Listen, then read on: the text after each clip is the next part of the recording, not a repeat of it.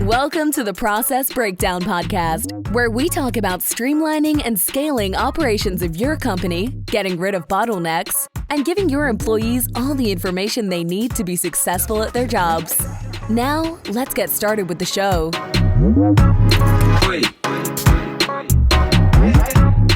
Dr. Jeremy Weisz here, host of the Process Breakdown Podcast, where we talk about streamlining and scaling operations of your company, getting rid of bottlenecks, and giving your staff everything they need to be successful at their job. Past guests include David Allen of Getting Things Done, Michael Gerber of The E-Myth, and many, many more. We were just talking to Brandon, John Warlow of Built to Sell. There's so many good ones. Check out other episodes. They're great. And this episode is brought to you by Sweet Process. If you've had team members ask you the same questions over and over, and it's the 10th time you spent explaining this, Brandon, you could totally relate to this. There's a better way. And Brandon's going to talk about that better way because he actually helps implement this. But people use the software Sweet Process that makes it drop dead easy to train and onboard new staff, save time with existing staff.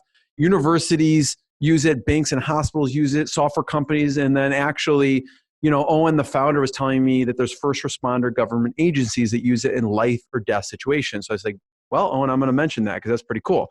So use Sweet Process to document all the repetitive tasks that eat up your time and to focus growing your team. So there's a 14-day free trial, no credit card required. It's Sweet Process, sweet like candy, SWEET process.com. I'm excited to talk to today's guest and introduce you to Brandon Turner. He's founder of Procedure Sheets, and they help businesses build and scale, make scalable business processes, because what they're doing is they help create jobs and they help you get your time back as a business owner, which is what we want to do. So basically, he helps owners, managers, and teams document all these processes so they can delegate them and remove bottlenecks to get their time back. You can go to getsops.com. That's SOPS, and proceduresheets.com. Brandon, thanks for joining me. Thank you for having me. Appreciate it. Love being here. You put this and implement it for people. It's like, okay, drop dead, this push easy button. Okay, just document this so we can hand it to my team to actually do to remove the bottlenecks. And we were talking about what does this boil down to? What's the kind of the background behind this? And it kind of boils down to the 80-20 rule in a sense. Yeah. And, yes. If people don't know, let you explain the 80-20 rule and how this kind of comes into play. 80-20 rule, simply put, you can think about it as 80% of your results will come from 20% of your efforts. And this can apply to every area of life, but specifically in business, it breaks down into a few areas, such as think about maybe thinking about your client base or your customer base. Who are the 20% of clients that give you 80% of your headaches? And if you wanted to flip that coin, maybe think about who are the 20% of clients that you love to work with, or the 20% of customers that are the lowest maintenance and make it easier for you to do what you do, and they understand your processes and they understand your flow and your rhythm. Those are the areas where you can focus your energy instead of having to be spread out so much. So it's like, how do I get it down to my 20%, whatever that may be? So how does the 80-20 rule relate to SOPs or business procedures or getting, freeing up the time? So if you think about one of the things that I've explained to folks sometimes when we describe what we do, dealing with SOPs, like think about your processes as recipes for your business. They have ingredients, amounts, and instructions. And if your recipes are documented as SOPs, you can hand those SOPs to anyone and get the same dish every single time. Well, while somebody else is making your dish just the way you make it, now you get that time back.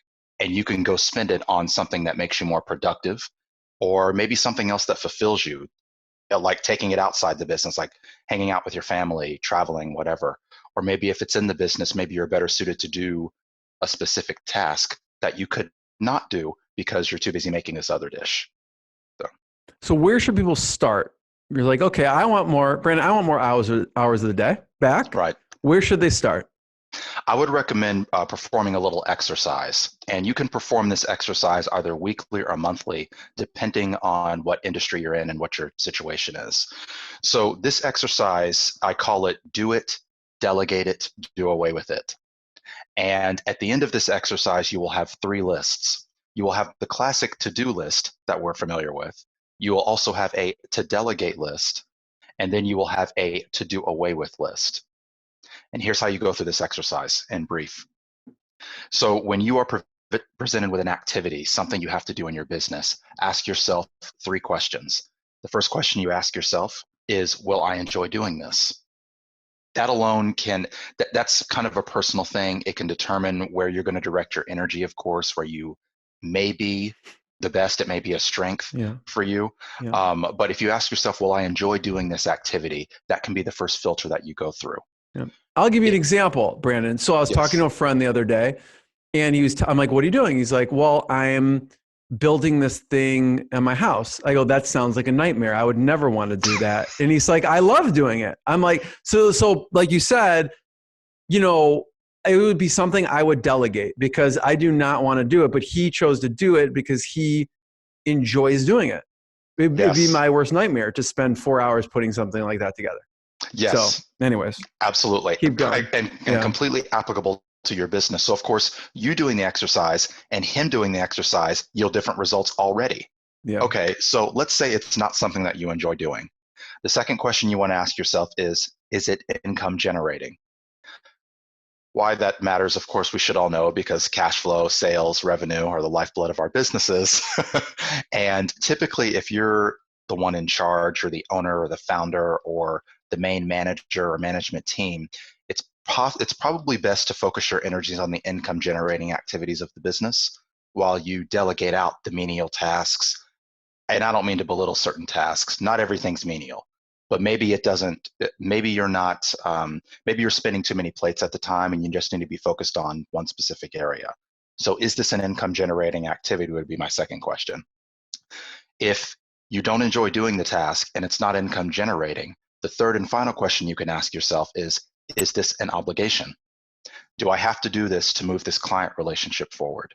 Do we have to do this in order to establish this relationship with this new vendor? Do we have to do this in order to make sure the wheels don't fall off of our operation? And once you filter through those 3 questions, you'll be able to start filling out your to-do list, to delegate list, and to do away with list. And we can use an example like, let's say you're a hairdresser, and maybe you've brought in a couple of other hairdressers. They have booths inside of your shop.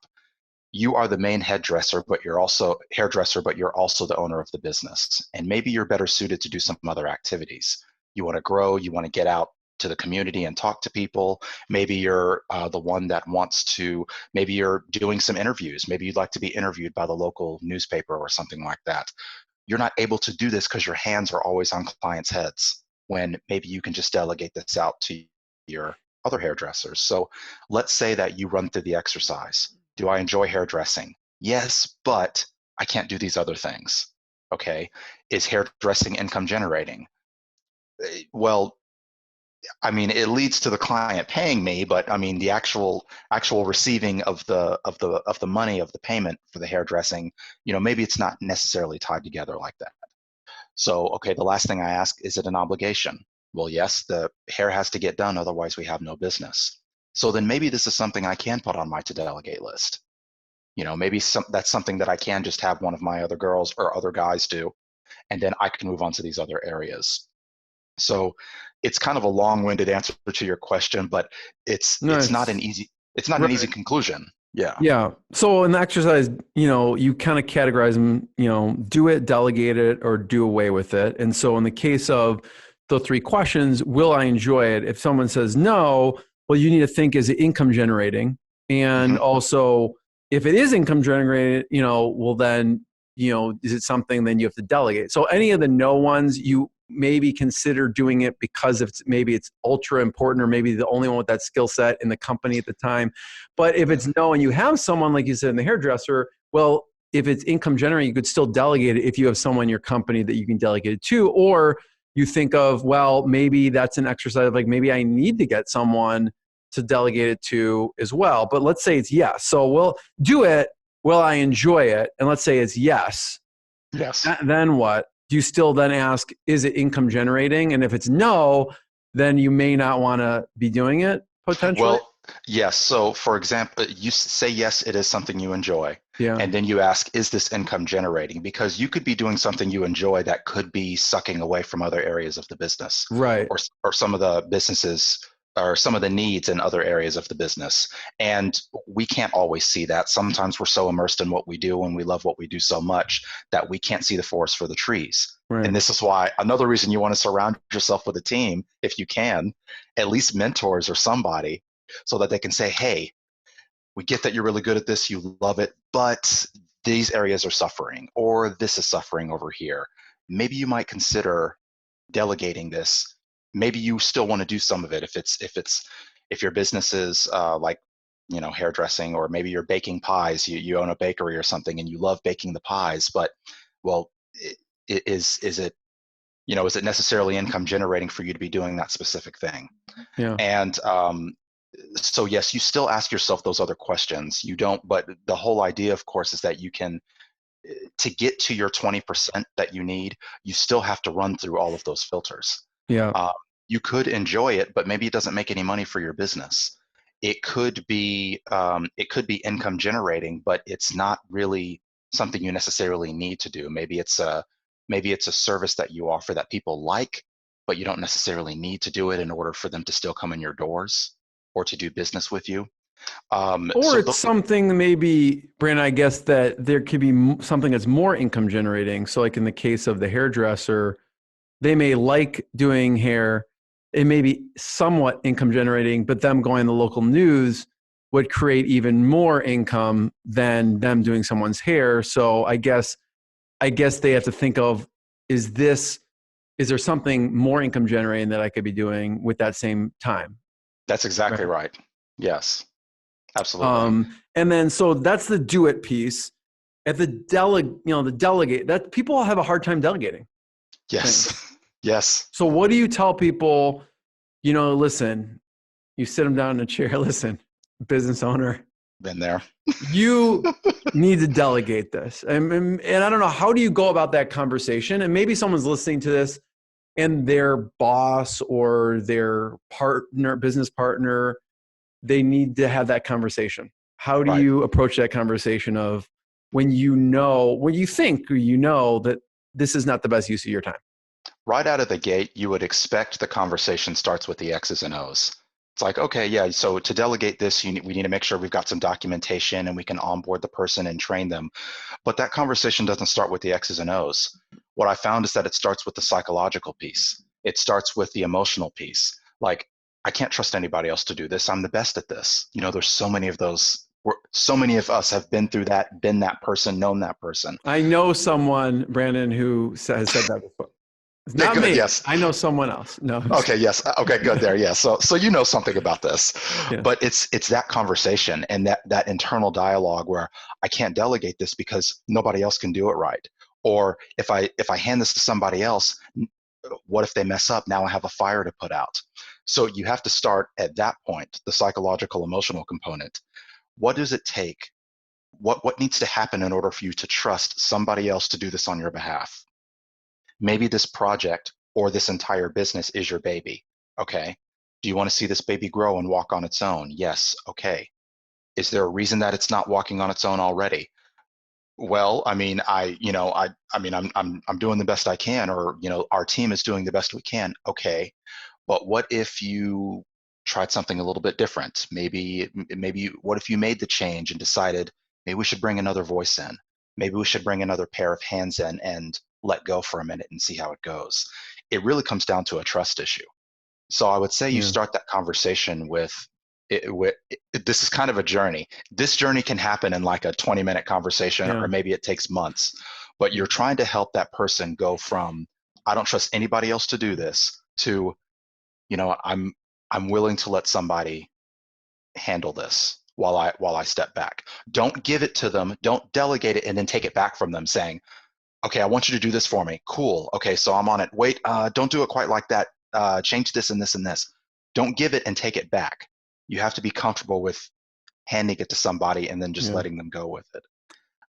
What's interesting about that, Brent, is like I feel that people will resist handing it off and they don't know why. And what I think you're saying is it's mostly because they may not say, I don't trust someone else to do it. Or, I mean, some people will be that conscious of it, but I think some people resist it and just, they don't know why they're resisting it. And I think if you bring it to the forefront, like I think you just don't have a set you don't trust someone, and you don't trust someone because you don't have a set recipe for it. Yes. I think people would mostly agree with that. Yes. And I can draw, there are several experiences that we've had with clients in that respect. There was a client that we worked with in 2018. They're a digital marketing agency. They lost their account manager, their sole account manager, responsible for all 20 of their accounts. And they brought us in, and we basically had to rebuild the account management position because the only person that had the knowledge of how to manage the accounts was the owner. Yeah. So we're in this 8-hour training class on a Friday. 8 hours the owner does not have, having to retrain this new flock of people to go take over this role. It's like, well, this is a great opportunity for us to write your recipes for handling account management. It could have been the best thing that ever happened to them. I mean, unfortunately, at the time they didn't feel that way, but when that happened, it allowed you to come in and make a replicatable process. Exactly. Yes. And this is why I use the recipe analogy when I'm speaking to folks that maybe don't know the term SOP or documentation, things like this. There are business owners who have vocabularies that are larger than others. And some business owners don't know the term process or procedure or SOP, and they need to know those terms. So that's why I say recipe. So it's like, you're in the kitchen, you're making all of the dishes yourself. You've got these other sous chefs coming in, and they could help, but they're doing it wrong. Or you say, okay, I need you to go make this dish, but you left out this ingredient. What's the story? I was like, well, I mean, can you write out the recipe for us? Just like we see in recipe books that we buy off the shelf, just like we see on YouTube videos, if we want to download a recipe there, can you just document it for us? Yeah. And in our language, of course, that's an SOP. Right. So, and then that, of course, will make it easier to delegate because, like, oh, I just wrote out how it works in my head. I just wrote out what the outcome's supposed to be. Let me hand this to you. Okay, cool. I can't miss. So. Yeah. So we have do it, delegate, and then to do away with. I'm gonna we'll talk about to do away with, but I want to stop for a second on the delegate. I have 2 T-shirt ideas for you. It's random. Let's go. Yes. So I feel like when you have that delegate conversation, you should have a T-shirt that says "You're the bottleneck" and hand it to them on it, and just to start the conversation, be like, and got SOPs ? And so they got milk. So, but you're the bottleneck. You give it to them, and you're like, we're gonna have a conversation about delegation today. Yes, that's beautiful. So yes, you could steal that one. The delegate piece, where do you start? So like you meet with them, okay, you're with the business owner, you're the easy button, right? And so where do you start in, like, I have this whole business, like where do I start in what to actually create that first SOP with? So once you've made the decision of what you're going to delegate, what we ask you to do is record yourself performing the work. Mm-hmm. And by record, I literally mean, let's say that the task or the duty that you need to perform is on your computer. What we'll ask you to do is record your screen. Let's say that the task or duty you need to perform involves carrying a file from one office to your colleague downstairs in the next office. We would have somebody follow you with a camera and watch you hand the file to them, open up the file, show us what's inside it. Then what we do is we take those recordings, you submit them to us. We take those recordings and transcribe them into written SOPs, which, of course, if you use Suite Process, it would be a digital SOP. So we just load it in Suite Process for you and do that. Yeah. Or if you're using something like a Google Drive or a Dropbox, we'll just load it in there for you. But we take recordings of your processes, video and audio recordings of your processes, and transcribe them into process documentation. And this documentation can take the form of a flowchart, an SOP, a whiteboard video, whatever format is palatable and digestible for your team. Yeah. Or somebody else. Got it. So you've used Suite Process before. What was the reason you started using it? What did you like about it? It began because I wanted to use it internally, because my thing is, because of the business that we're in, it didn't make sense for me not to eat my own cooking. How am I going to go in and help you systematize your business or have my team document your processes if I'm not doing it for us.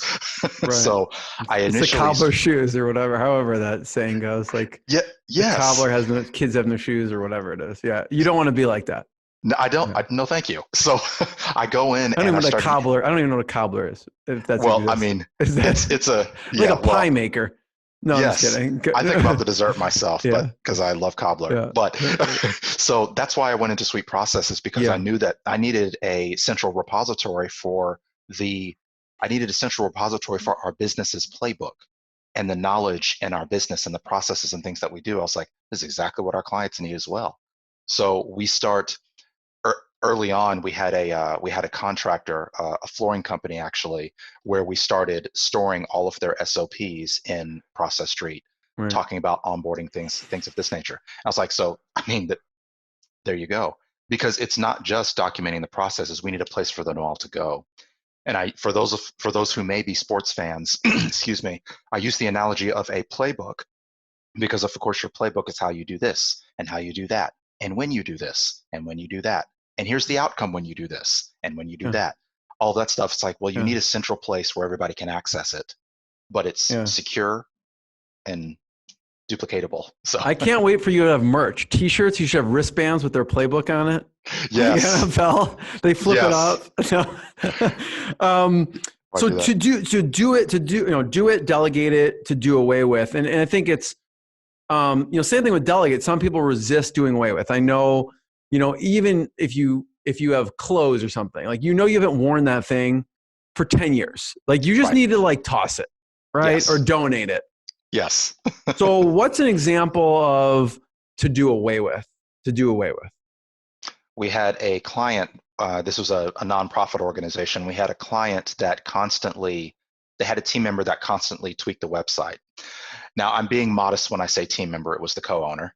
And they would constantly be tweaking the website, and they would constantly make changes to the font on certain pages of the website, or maybe they didn't like an image that was on the website, or maybe they wanted to do something with the logo or whatever. And this was just a weekly thing. It was probably more excessive than I'm saying, but from our knowledge, it was a weekly thing. Well, these tweaks to the website, the purpose of their website was to attract donors and sponsors. And what donors and sponsors need to see specific things on a website for a nonprofit in order to pour into it, in order to be inclined to submit an inquiry or whatever the case may be. They're not as concerned about how pretty something looks here or whether or not something pops right here. There's information that they're looking for. And we had to have that tough conversation that did not start with the X's and O's. It started with, we went through the exercise together, and it started with, you should probably stop doing this. And here's the reason, because you're missing out on these opportunities to talk to these people that have requested information about, being a donor, or you're missing opportunities to move into this, to start working on this task where you'd be better suited. And it just became a real big time waster and energy, just sucking out some of the energy, in what they were trying to accomplish. So this is the part where when you do the exercise, you're getting to the point where you're looking at, what can I do away with? There may be some menial stuff, menial tasks. They mean a lot, internally. They mean a lot to you, and maybe they seem very, very important. They're pointless. Yes. To put it bluntly. Yeah. So how do you have to have that conversation? Does the other co-owner have that conversation with the person? People can hire you, Brandon, just to have the hard conversations. Like, we just need you to tell them they're doing something that's pointless. Yes. Yes. So if a client or a customer asks us, would you please, intervene? We will. We prefer not to impose or put our stamp on something, but we do kind of encourage. It's best to have that conversation within your culture, within your family of your business, and within your team. Before you bring somebody outside. Like another tag, you could just use like, we will have a conversations with your business owner that you don't want to have. Yes. That's going on a t-shirt too. Yes. But in that situation, did you have that conversation with the co-owner, or did that person, the other co-owner, for the, hey, stop tweaking the website conversation? We had the conversation together. I had the conversation with the... It was an intervention. Yes, it was an intervention. So I had a brief conversation with the co-owner that was not doing it. The other co-owner had that brief. He said, "Would you mind if we sit down and with this person and just level with them?"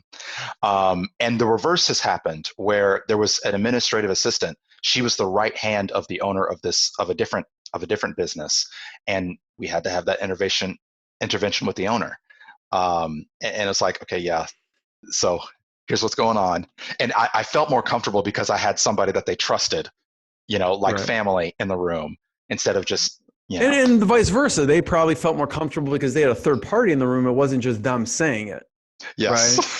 Right? Yes. So I think both are very key. It sounds like both are key in having that fruitful conversation. Yes. Yes, it does help tremendously. I wouldn't recommend somebody I wouldn't recommend just a first party going in there and try to do that. Yeah. So Brandon, any last things to talk about? Just people should listen to this because you really go through a specific question that you should be asking as far as when you're thinking of do it, delegate it, or to do away with it, and the questions you ask on how you should decide, the decision-making tree essentially on those things. Yes. And then really the psychological pieces. There's a lot of psychological warfare that's going on inside of our brain. Yes. Why we shouldn't be doing some of this stuff. And so you kind of uncover some of those things. I have a visceral response when you say, like, you just don't trust, if you are saying those things, like, I don't just trust anyone else but myself, that just means you haven't put a process in place. That's all it means. It doesn't mean someone else can't do it, So right. And I want to point people towards proceduresheets.com and getsops.com. That's getsops.com. If you don't know what SOPs are, then you definitely need to call Brandon. Right on. But what else should we leave people with? Kind of the first step they should take towards systemizing, or anything we haven't talked about. Well, certainly. Once you've established your 3 lists, again, your to-do list, your to-delegate list, and your to-do away with list. The to-do away with list is easy. You just toss that stuff. Get to delegating. Start delegating stuff, because what's on your to-do list, you can handle. You can time block those things and set appointments with yourself to perform the stuff on your to-do list, but start delegating stuff. And the easiest way to start delegating stuff is to just write down what you do before or after or while you do it. Or you can order our service at getsops.com, and we will write your recipes for you and your SOPs for you so that you can just hand them to somebody else. So that's where I would start. Cool. Thanks, Brandon. Thank you. Appreciate you. Thanks for listening to the Process Breakdown Podcast. Before you go, quick question. Do you want a tool that makes it easy to document processes, procedures, and/or policies for your company so that your employees have all the information they need to be successful at their job? If yes, sign up for a free 14-day trial of Sweet Process. No credit card is required to sign up. Go to sweetprocess.com, sweet like candy, and process like process.com. Go now to sweetprocess.com and sign up for your risk-free 14-day trial.